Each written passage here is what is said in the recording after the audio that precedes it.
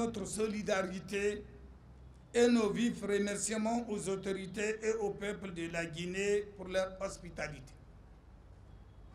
Je me réjouis ensuite de constater avec bonheur et honneur que Conakry, la capitale de la Guinée, ce pays frère, porte ce jour les couleurs de la communauté parlementaire ouest-africaine, puisque la présente rencontre signifie ouverture sur le monde et enrichissement mutuel.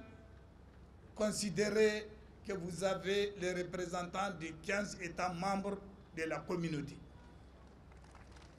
Aussi, l'espace de dialogue et d'échange, comme celui que nous offre le Conseil national de transition de la Guinée, à l'occasion du premier anniversaire de son installation, est un monument privilégié de cordialité qui contribue à perpétuer les vertus essentielles de la tradition parlementaire.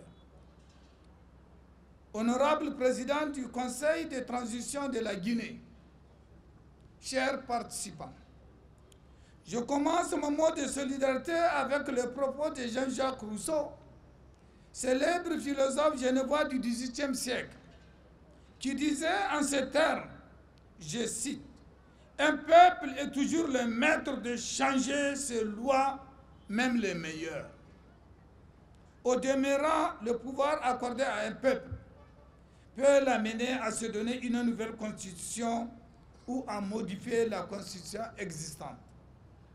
Ainsi, sans complaisance, je rends hommage aux autorités de la Guinée qui ont décidé de mettre en évidence ce pouvoir accordé à leur peuple, de revoir ses propos règles.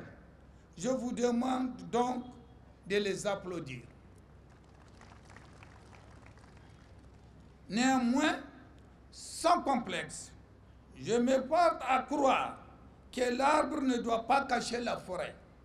Mesdames et messieurs, honorables membres du CNT, sachez que nos populations désespèrent, exigent de nous plus de leadership, plus de patriotisme, plus d'équité et d'égalité dans la répartition des richesses nationales.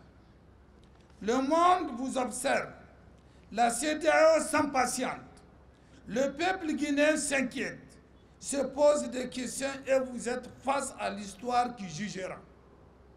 Ainsi, conformément à l'esprit de notre serment, j'ose humblement vous rappeler qu'au cours de vos débats préparatoires sur la Constitution, d'éviter les petits calculs politiques, de prendre du recul et de regarder la tête froide pour mettre uniquement l'intérêt national au centre de vos préoccupations.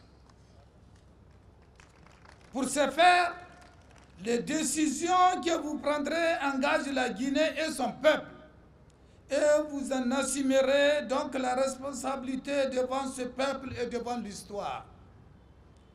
La pertinence de vos décisions permettrait aussi aux institutions démocratiques qui seraient prochainement mises en place d'être fortes et républicaines, ce qui fera grandir davantage l'image de la Guinée de Ahmed Sékou Touré. Vous devez donc agir uniquement en fonction du seul intérêt de la Guinée, car rien ni personne n'est au-dessus de votre grand pays. Chers membres du CNT, chers participants, pour finir, je voudrais en toute humilité vous dire que nous avons accepté de faire le déplacement de Conakry pour surtout vous soutenir, réfléchir et échanger notre expérience avec vous, apporter notre contribution au peuple de la Guinée dans sa volonté de refonder la République et redéfinir sa démocratie. Nous avons accepté de faire le déplacement de Conakry parce que nous sommes convaincus que vous aboutirez à un travail de qualité qui serait en adéquation avec la réalité du terrain. Sachez donc compter sur notre disponibilité sans faille à vous accompagner afin de faire prévaloir les intérêts du peuple guinéen et d'assurer à ce grand pays une transition politique réussie. Je vous remercie. Thank you. Obrigado.